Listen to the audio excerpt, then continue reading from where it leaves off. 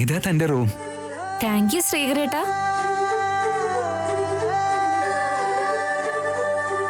കൈ വിട് ചേട്ടാ. വിടില്ല. എങ്ങനെ കൈ പിടിക്കാൻ പറ്റുന്ന ദിവസം ഉടനെ തന്നെ വരും. വിടേട്ടാ. വിടില്ല. നിങ്ങള് വളരെ റൊമാൻറ്റിക് ആണല്ലോ. വിടേട്ടാ.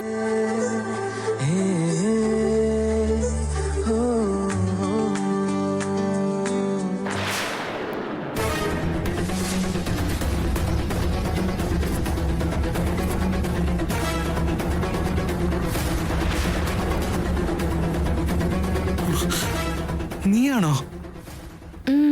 ഞാൻ തന്നെ. പിന്നെ ആരാണെന്ന് കരുതിയത്? അത് അത് നീ തന്നെയെന്ന് കരുതിയേ. പിന്നെന്താ അങ്ങനെ ചോദിച്ച്? ഏതെങ്കിലും ഹീറോയിനെ ആലോചിച്ചുകൊണ്ടിരിക്കുവായിരുന്നോ? അങ്ങനെയൊന്നുമില്ല. ബൈ.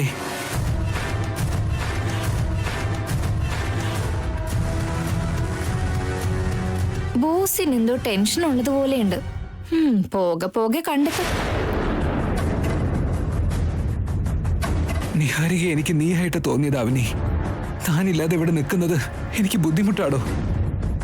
നിഹാരികയുടെ വരവ് എന്റെ കഴുത്തിലാരോ പിടിച്ച പോലെ എനിക്ക് ശ്വാസം മുട്ടുന്നുണ്ട്.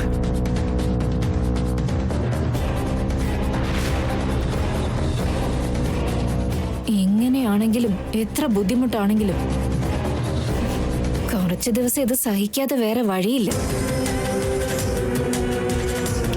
ഈ നിമിഷം തൊട്ട് ഈ വീട്ടില് എന്റെ ഗെയിം ആരംഭിക്കാൻ പോവാ.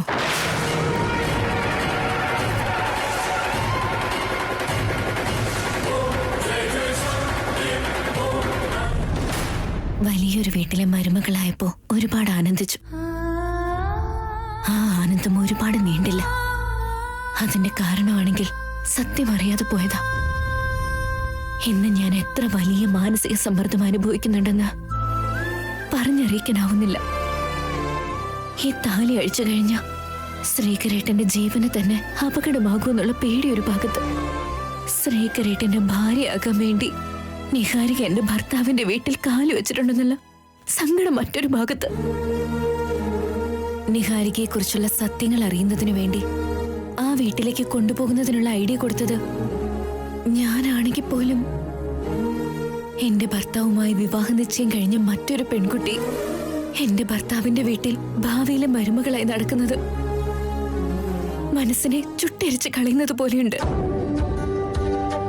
എത്രയും പെട്ടെന്ന് എന്റെ പ്രശ്നങ്ങൾക്ക് നീ ഒരു പരിഹാരം കാണിക്കണം.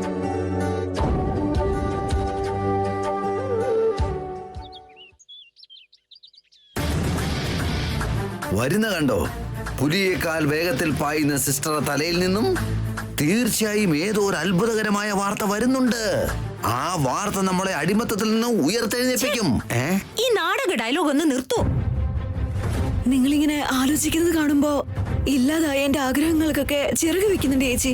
ചത്തയാൾക്ക് ജീവൻ കൊടുക്കുന്നത് ഡോക്ടർമാർക്ക് പോലും കഴിയാത്തതുപോലെ ഇനി നമുക്ക് നമ്മുടെ വീട്ടിൽ ഒന്നും ചെയ്യാൻ കഴിയില്ല. ഒന്നുകിൽ നാട്ടിൽ വീട് വേണം, ഇല്ലെങ്കിൽ പുറത്ത് കുടില് വേണം എന്ന് പറഞ്ഞ പോലെ നമുക്കിത് രണ്ടും ഇല്ലാത്തൊരവസ്ഥയാ. സിസ്റ്ററെ, ഇന്ന് രാവിലെ വാക്കിങ്ങിന് പോയില്ലേ? ചുമ്മാ അങ്ങോട്ടും ഇങ്ങോട്ടും നടക്കുന്നുണ്ടല്ലോ. അതോ ഇനി എന്തെങ്കിലും ഐഡിയ കിട്ടുന്നുണ്ടോ? കാവ്യ, ഇനി ശ്രീകറിന് വേണ്ടി കാത്തിരിക്കുന്നത് അവസാനിപ്പിക്കുന്നതാ നല്ലതെന്ന് തോന്നുന്നു. ഇത് പറയാനാണോ വലിയ ബിൽഡപ്പ് തന്നത്? നിങ്ങൾ എല്ലാരും എന്റെ കൂടെ സൈന്യമായി നിന്ന് എന്നെ ഈ വീടിന്റെ മഹാറാണിയാക്കുമെന്നാ ഞാൻ കരുതിയത്. അവസാനം ഇങ്ങനൊരു അവസ്ഥ ഉണ്ടാക്കിയില്ലേ? ഇവിടെ എനിക്ക് ചേട്ടനെ മറക്കാനും കഴിയില്ല, വേറൊരാളെ കല്യാണം കഴിക്കാനും കഴിയില്ല.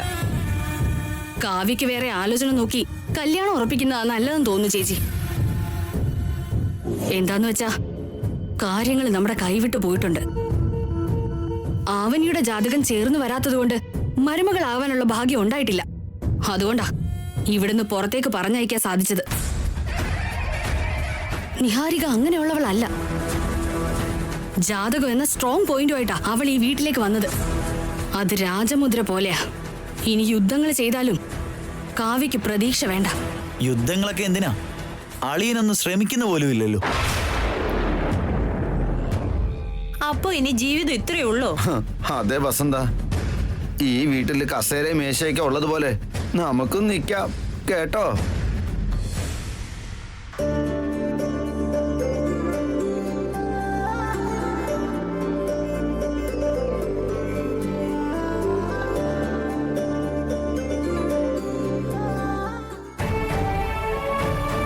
എന്റെ അനിയത്തി ഭർത്താവിന്റെ വീട് വിട്ട് ഇത്രയും ദിവസം ഈ വീട്ടിൽ നിൽക്കുന്നുണ്ടെങ്കിൽ അതിന് എന്തെങ്കിലും ശക്തമായ കാരണം ഉണ്ടായിരിക്കും. അതെങ്ങനെയാ മനസ്സിലാക്കുക?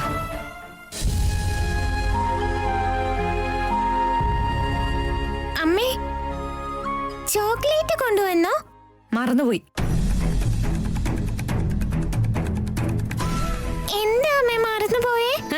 വായടച്ചിരുന്ന് പഠിച്ചോ.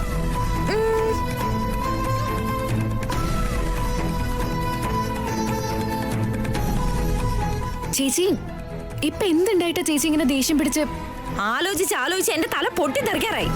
എന്തിനെ കുറിച്ച് ആലോചിക്കുന്ന ചേച്ചി? എന്തിനെ കുറിച്ചാ?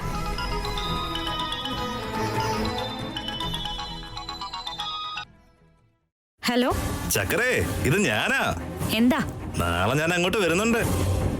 താലി പണയം വെച്ച കാശുകൊണ്ട് കുടിച്ച് ആർമാദിച്ച് നടക്കലൊക്കെ കഴിഞ്ഞോ? അത് പിന്നെ അതേ, നീ വീട്ടിലേക്ക് വാ, ഞാൻ തരാം. നാളെ നിന്റെ അളിയൻ വരുന്നുണ്ട്. താലി വീണ്ടും നിന്റെ കഴുത്തിൽ കിടക്കുന്നത് കണ്ട എന്നെങ്കിലും ഒരു ദിവസം അതും പറിച്ചെടുത്തോണ്ട് പോവും. ഇത്തവണ ഞാനത് ശ്രദ്ധിച്ചോളാം ചേച്ചി. അത് ശ്രദ്ധിക്കുന്ന കാര്യമൊക്കെ മാറ്റിവെക്ക്. നീ ഇനി എത്ര ദിവസം ഉണ്ടാവും?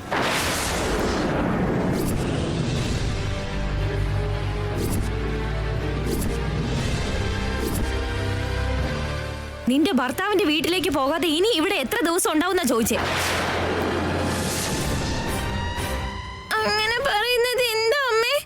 നീ മിണ്ടി പോവരുത്. ചെറിയ കുട്ടികൾ വലിയ കാര്യത്തിൽ ഇടപെടാൻ നിൽക്കരുത്.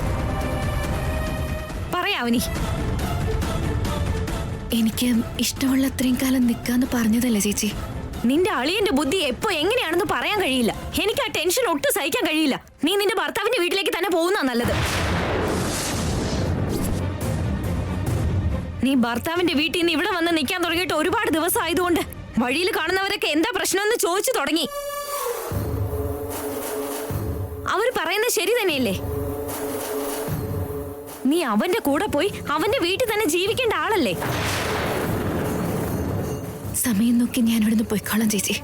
ഭർത്താവിന്റെ വീട്ടിലേക്ക് പോകാൻ സമയം നോക്കേണ്ട ആവശ്യം എന്താ? നീ എന്താ ഈ വീട്ടിലേക്ക് സ്ഥിരമായിട്ട് താമസിക്കാൻ വേണ്ടി വന്നതാണോ? വെറുതെ ഇങ്ങോട്ട് വന്നതല്ലേ? ഏത് പെൺകുട്ടിയാണെങ്കിലും ഉത്സവത്തിന് വന്ന ഒരാഴ്ച, വിരുന്നിന് വന്ന ഒരു 4 ദിവസം, എന്തെങ്കിലും ഇമ്പോർട്ടന്റ് കാര്യമാണെങ്കിൽ 1-2 ദിവസം നിന്നിട്ട് തിരിച്ചു പോവാ പതിവ്. ഇവിടെ നീ പക്ഷേ ഇപ്പോഴും തിരിച്ചു പോയിട്ടില്ല. കാണുന്നവരൊക്കെ എന്തൊക്കെ പറഞ്ഞു കൂട്ടുമെന്ന് നീ ആലോചിച്ച് നോക്ക്. ശ്രീകരനെ ഫോണിൽ വിളിച്ചിട്ട് നിന്നെ പെട്ടെന്ന് വന്ന് കൊണ്ടുപോകണമെന്ന് പറ.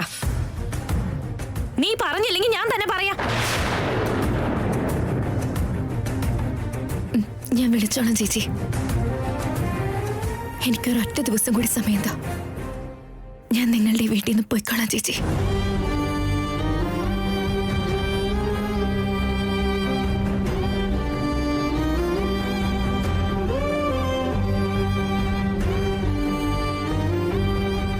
അമ്മയ്ക്ക് കുഞ്ഞ് ഒരിക്കലും ഭാരമാവില്ലെന്നോ?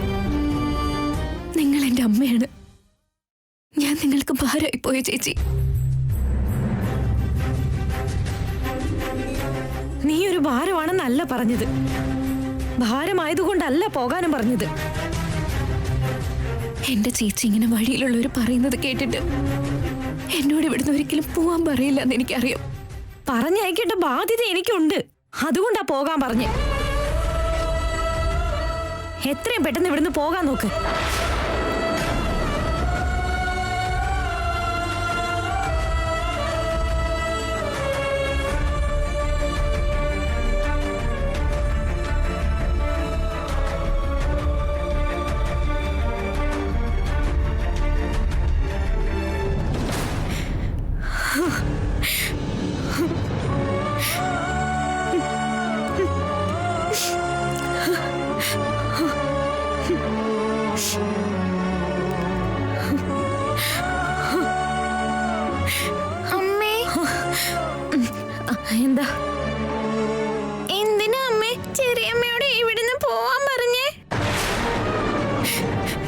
അച്ഛന്റെ കാര്യം അറിയുന്നതല്ലേ.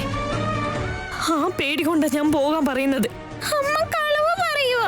ഇത് കളവല്ല. കളവാണമ്മേ.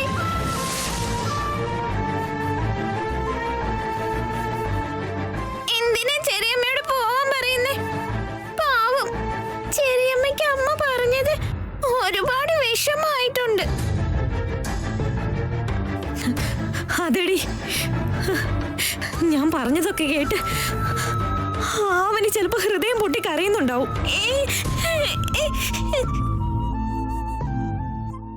അവള് കഷ്ടപ്പെടുന്ന കാശുകൊണ്ടാ നമ്മൾ ഇത്രയും കാലം ജീവിക്കുന്നത്. അവളങ്ങനെ അച്ഛന്റെ സ്ഥാനത്ത് നിന്ന് നമ്മളെ സംരക്ഷിച്ചില്ലായിരുന്നെങ്കിൽ ഇത്രയും കാലം കൊണ്ട് നമ്മൾ തെരുവിലിറങ്ങി നടക്കേണ്ടി വന്നേനെ.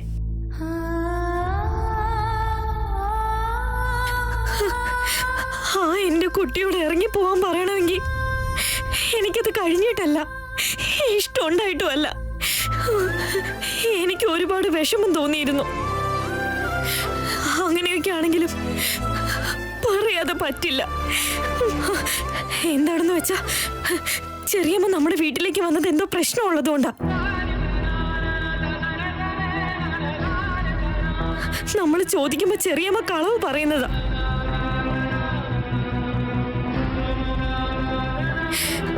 പിടിച്ചു നിർത്തി ചോദിക്കാന്ന് വെച്ചാ അവൾക്ക് ഇനിയും വിഷമായോല്ലോ എന്നുള്ള പേടി എനിക്കുണ്ട്. അതുകൊണ്ടാ ഞാൻ പോവാൻ പറഞ്ഞത്. അവളെന്നെ ഇതിൽ തെറ്റിദ്ധരിച്ചാലും കുഴപ്പമില്ല. അവര് രണ്ടാളും ഇന്ന് സന്തോഷത്തോടെ ജീവിക്കണം.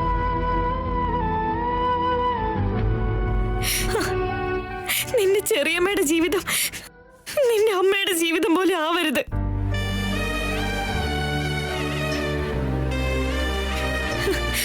കൊച്ചുകുട്ടിയാണെങ്കിലും നിനക്ക് മനസ്സിലാവുമെന്ന് കരുതിയാ പറഞ്ഞത്. അപ്പോ ചെറിയമ്മയും ചെറിയച്ഛനും തമ്മിൽ എന്തെങ്കിലും വഴക്കുണ്ടായി കാണോ? ഒരു കുടുംബമാവുമ്പോ ഭാര്യ ഭർത്താവിന്റെ ഇടയിലോ അവരുടെ അമ്മയായിട്ടോ എന്തെങ്കിലും പ്രശ്നം ഉണ്ടാവും. എന്താ സംഭവിച്ചെന്ന് മനസ്സിലാവുന്നില്ല. അതറിയാൻ വേണ്ടിയാ ഞാൻ ശ്രമിച്ചുകൊണ്ടിരിക്കുന്നത്. ചെറിയമ്മ നമുക്ക് വേണ്ടി ഒരുപാട് കഷ്ടപ്പെട്ടു. ചെറിയച്ഛന്റെ കൂടെ സന്തോഷത്തോടെ ജീവിക്കാന്നാ കരുതി. അപ്പൊ ചെറിയമ്മയുടെ സങ്കടങ്ങൾ തീർന്നിട്ടില്ലെന്നല്ലേ അർത്ഥം? ആ കഷ്ടപ്പാട് എന്താണെന്ന് എന്നോടെങ്കിലും പറഞ്ഞൂടെ അവൾക്ക്? അതല്ല എന്റെ വിഷമം മുഴുവൻ.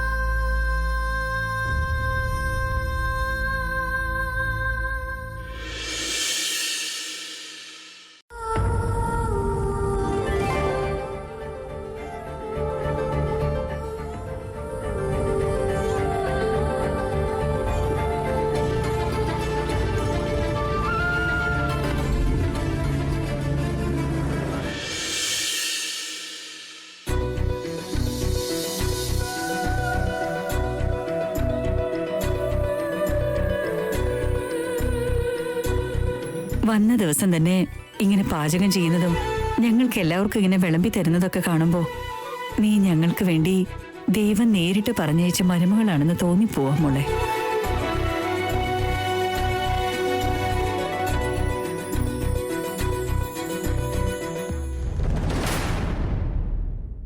നിങ്ങളുടെ ജാതകത്തിൽ പിറന്ന മരുമകളായതുകൊണ്ട് ഇത് എന്റെ കടമയല്ലേ അമ്മ? സ്വന്തം കടമകളെ കാറ്റിൽ പറത്തിവിടുന്നവരും ഈ വീട്ടിൽ ഇരിപ്പുണ്ട് മോളെ. നിങ്ങളെയാ ചേട്ടാ. ഹാസ്യം വസന്ത, ഹാസ്യം. കുടിച്ച ഗ്ലാസ് വരെ എടുക്കുന്ന ശീലം ഇല്ലാത്തതാ എനിക്ക്. വീഡിയോ കണ്ട് ഈ ഭക്ഷണം മുഴുവൻ ഉണ്ടാക്കേണ്ടി വന്നു. എങ്ങനെ ഉണ്ടെന്ന് പറയുമോ എന്തോ. നീ ഇരിക്കുമോളെ. ആദ്യം നിങ്ങൾ കഴിച്ചോ, ഞാൻ പിന്നീട് കഴിച്ചോളാം. ഇത്ര സൽസ്വഭാവമുള്ള ഒരു പെൺകുട്ടിയെ ഞാൻ ഇതുവരെ കണ്ടിട്ടില്ല. എന്തോ കുഴപ്പമുണ്ട്. എല്ലാവരും നിങ്ങളെ പോലെ ആവില്ലല്ലോ. അതങ്ങനെയല്ല ചാ. മൂത്തളിയൻ പറഞ്ഞതുപോലെ ഒന്ന് നിർത്തുന്നുണ്ടോ? ഇതുവരെ തുടങ്ങിയില്ലല്ലോ. അതെ, ഭക്ഷണം കഴിപ്പ്. ബഹളം ഉണ്ടാക്കാതെ കഴി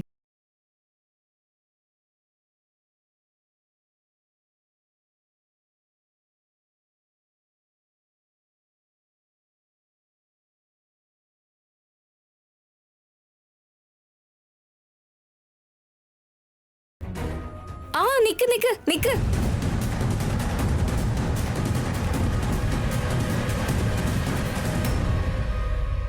എന്തു പറ്റി? എന്തിനാ നിക്കാൻ പറഞ്ഞേ? ശരിക്കും ഇത് മര്യാദയാണോ? മര്യാദയ്ക്ക് പേര് കേട്ട കുടുംബത്തിലേക്ക് വന്ന് ഇത് മര്യാദയാണോ എന്ന് ചോദ്യം ചെയ്യുന്നോ? ഇപ്പൊ എന്ത് സംഭവിച്ചിട്ടാ? അമ്മേ, നിഹാരികയുടെ സംസാരമൊക്കെ ഇപ്പൊ അമ്മയ്ക്ക് മനസ്സിലായില്ലേ? ഇങ്ങനെ ഒരു മരുമകളെ ആയിരുന്നോ അമ്മയുടെ ആവശ്യം? ആദ്യം അവളൊന്ന് സംസാരിക്കട്ടെ. എന്തിനാ അങ്ങനെ പറഞ്ഞത് മോളെ? അന്നം പരബ്രഹ്മ സ്വരൂപം എന്നല്ലേ പറയുന്നത്? സാക്ഷാൽ അന്നപൂർണദേവി കുടികൊള്ളുന്ന ഈ വീട്ടില് പ്രാർത്ഥന പോലും ഇല്ലാതെയാണോ ഭക്ഷണം കഴിക്കുന്നത്?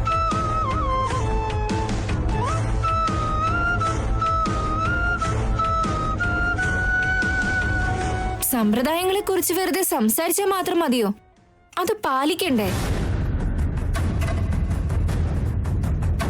ആചാരങ്ങളെ കുറിച്ച് വലിയ വായില് വർത്താനം പറഞ്ഞാൽ മതിയോ? ആചരിക്കണ്ടേ? ഞാൻ പറഞ്ഞ ശരിയല്ലേ അമ്മ? സത്യമാണ് മോളെ. ഭക്ഷണം കഴിക്കുന്നതിന് മുമ്പ് പ്രാർത്ഥിക്കണം, അത്രയല്ലേ ഉള്ളൂ. ആയിക്കോട്ടെ. എല്ലാരും കണ്ണടച്ചോളൂ. അളിയന് പ്രാർത്ഥിക്കാനൊക്കെ അറിയോ? പൊളിച്ചടുക്കും ഞാൻ. എല്ലാരും കണ്ണടച്ചോ.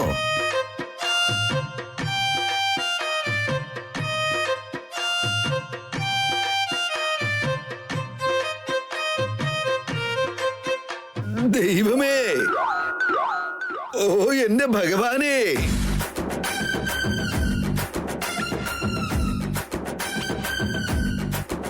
ഇതിനെന്തോ തകരാറുണ്ടല്ലോ. ചോദിക്കാതെ തന്നെ നീ എന്നെ ഈ വീട്ടിലെ മരുമകനാക്കി മാറ്റി. പണിയെടുക്കാതെ ജീവിക്കാനുള്ള ധൈര്യം നീ എനിക്ക് തന്നു.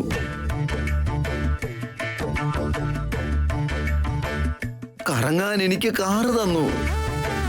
കഴിക്കാൻ പീച്ചിങ്ങ കറി തന്നു. പാവയ്ക്ക ഫ്രൈയും ഉണ്ടാക്കി തന്നു. പരിപ്പും രസവും ഉണ്ടാക്കി തന്നു. നീയാണ് ഭഗവാനെ വഴികാട്ടി.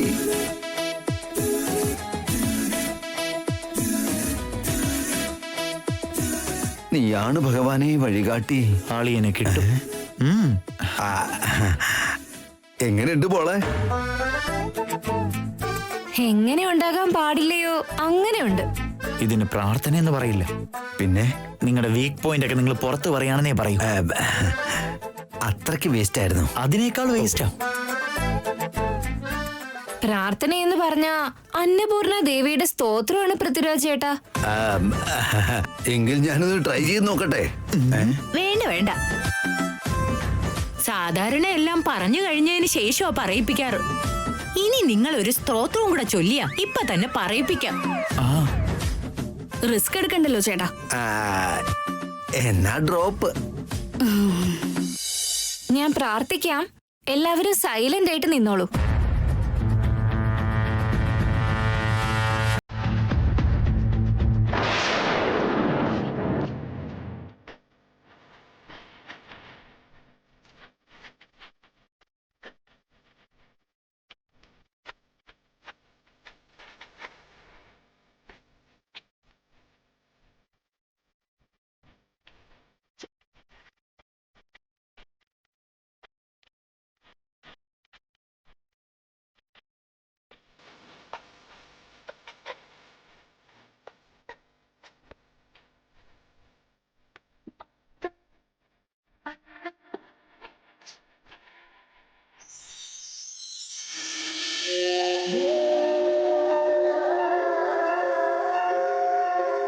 ഇനി കഴിച്ചോളൂ.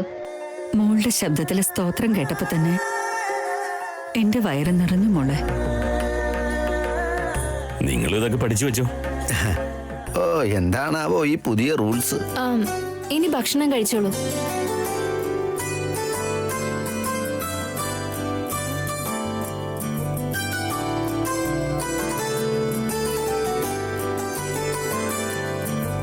എങ്ങനെയുണ്ട്? ഓക്കെ. ആവറേജ്. Below average. എല്ലാം നന്നായിട്ടുണ്ടല്ലോ. വച്ചുണ്ടാക്കാൻ അറിയില്ലെങ്കിലും എന്തായാലും വായ്ത്താളത്തിന് ഒരു കുറവുമില്ലല്ലോ.